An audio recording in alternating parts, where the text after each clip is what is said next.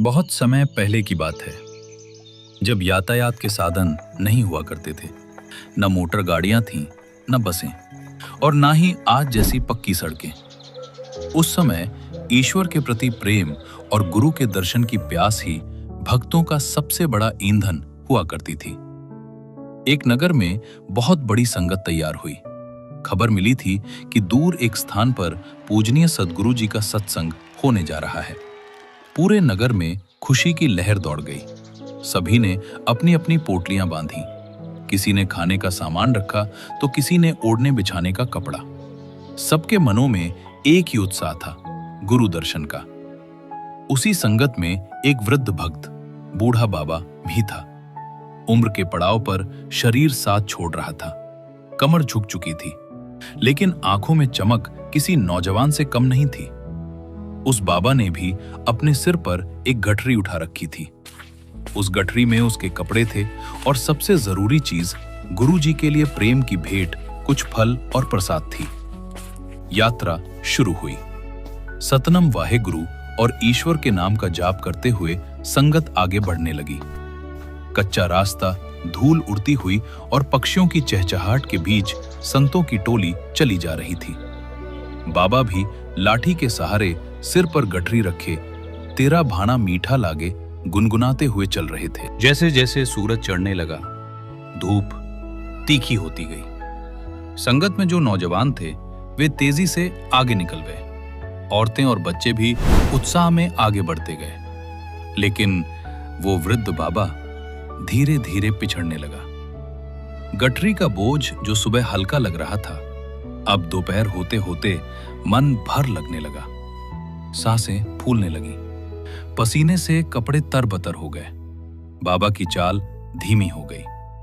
संगत की आवाजें दूर होती गईं और देखते ही देखते बाबा घने जंगल के रास्ते में बिल्कुल अकेले रह गए। शाम ढलने लगी। जंगल के सन्नाटे में अब झिंगुरों की आवाज गूंजने लगी। बाबा ने चारों तरफ देखा। दूर दूर तक कोई इंसान न था। डर और थकान ने उन्हें घेर लिया।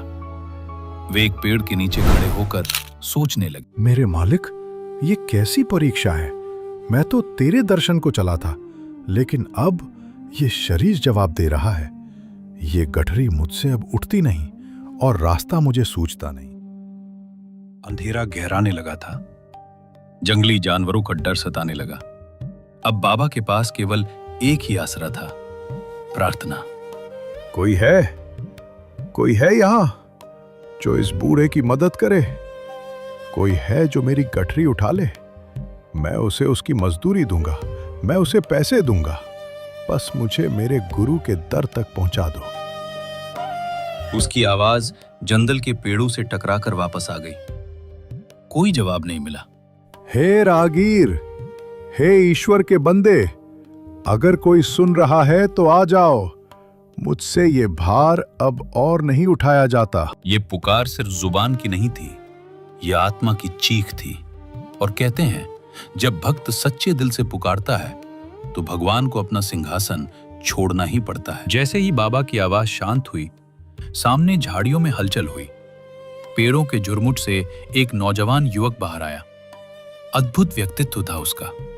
लंबा कद, चौड़ा सीना, चेहरे पर एक अलौकिक तेज। उसने एक लंबा चोला पहना हुआ था, सिर पर पगड़ी थी और एक साधारण धोती बांधी हुई थी। देखने में वो एक मजदूर या राहगीर लग रहा था, लेकिन उसकी चाल में राजाओं जैसी गरिमा थी। वो मुस्कुराता हुआ बाबा के पास आया और बोला, बाबा, क्या हुआ? क्यों घबरा रहे हो? बाबा ने हांफते हुए कहा, बेटा, मैं अपनी संगत से बिछड़ गया हूं।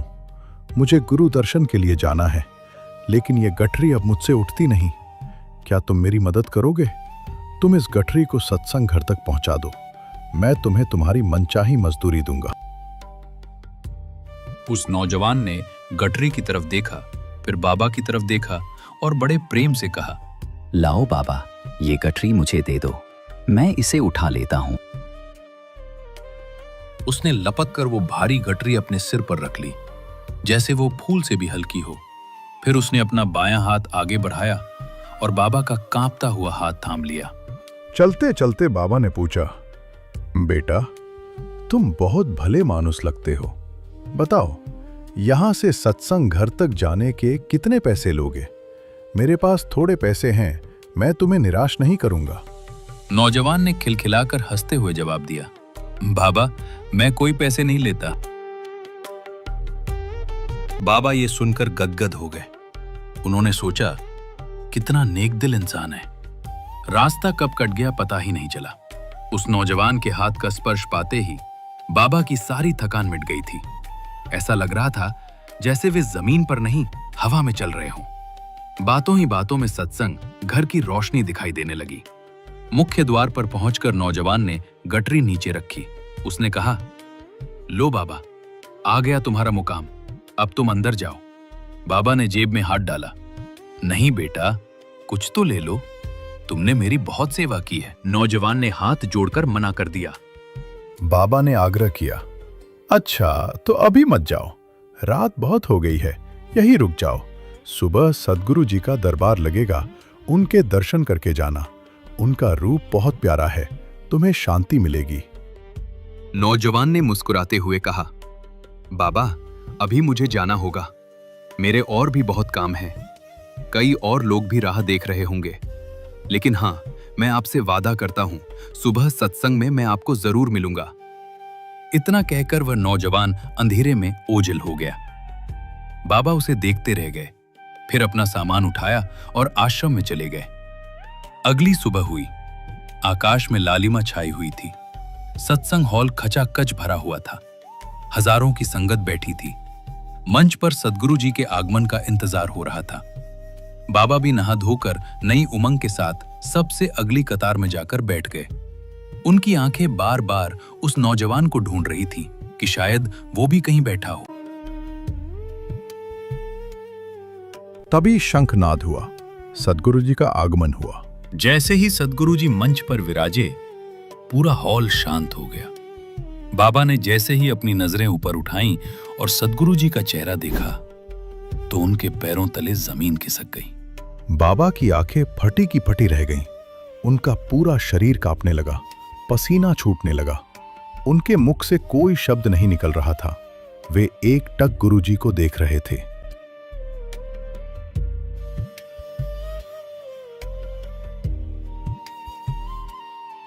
सद्गुरु जी ने अपनी अमृतमयी दृष्टि बाबा पर डाली और इशारे से उन्हें पास बुलाया। बाबा लड़खड़ाते कदमों से मंच के पास गए। सद्गुरु जी ने पूछा, क्या बात है बाबा, तुम ऐसे घबरा क्यों रहे हो? शरीर क्यों कांप रहा है?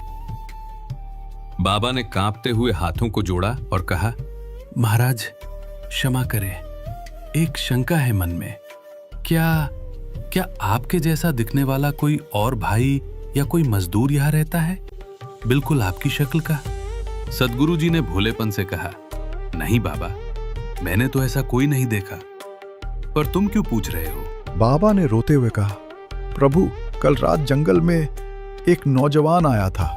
उसका चेहरा, उसकी आंखें, उसकी मुस्कान आप जैसी थी।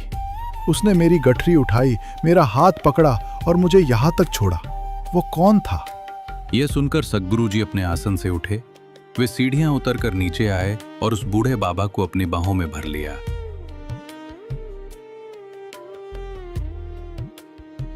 सद्गुरु जी की आंखों में भी प्रेम के आंसू थे।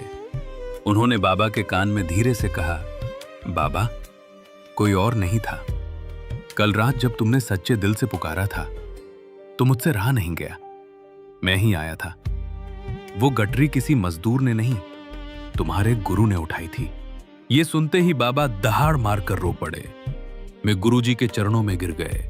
हे मेरे मालिक, मुझसे कितना बड़ा पाप हो गया। मैंने अपने भगवान से, अपने गुरु से अपनी मैली गठरी उठवाई। मैंने आपसे मजदूरी करवाई। मैं कितना बड़ा पापी हूं। मुझे नरक में भी जगह नहीं मिलेगी। बाबा का विलाप सुनकर पूरी संगत की आंखों में आंसू आ गए।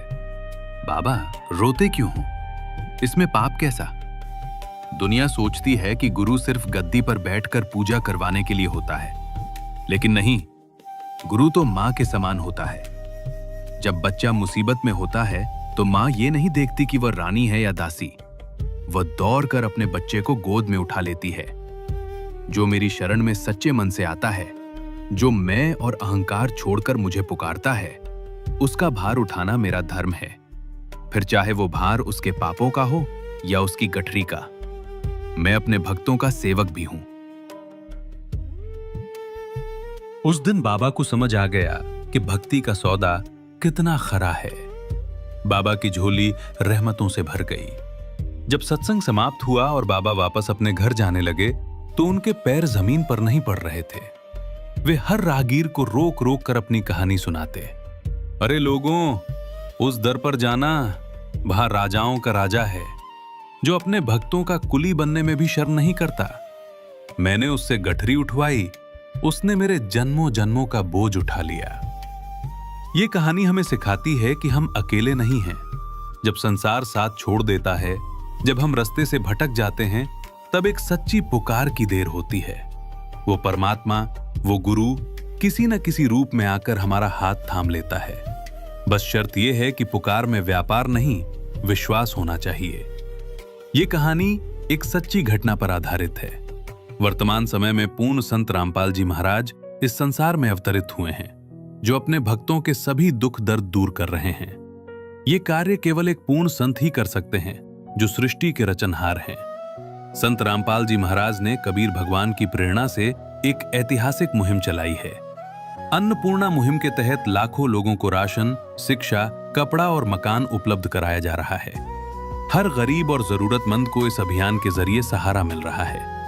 वेदों और शास्त्रों पर आधारित सत्य ज्ञान। संत रामपाल जी महाराज का ज्ञान किसी भी प्रकार का आडंबर नहीं है, बल्कि ये पूर्ण रूप से वेदों और पवित्र ग्रंथों पर आधारित है। वे शास्त्रों के आधार पर सतभक्ति प्रदान करते हैं।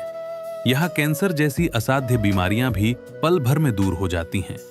ऐसा कार्य केवल भगवान ही कर सकते हैं। यदि आप अपना कल्याण चाहते हैं तो संत रामपाल जी महाराज द्वारा बताए गए ज्ञान को सुने, जाने और परखें। आपकी अंतरात्मा खुद उस परमात्मा को पाने के लिए व्याकुल हो उठेगी।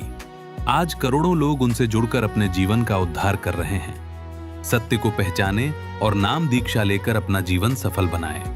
अधिक जानकारी के लिए संत रामपाल जी महाराज YouTube चैनल पर विजिट करें, संपर्क करें और निःशुल्क पुस्तक मंगवाएं।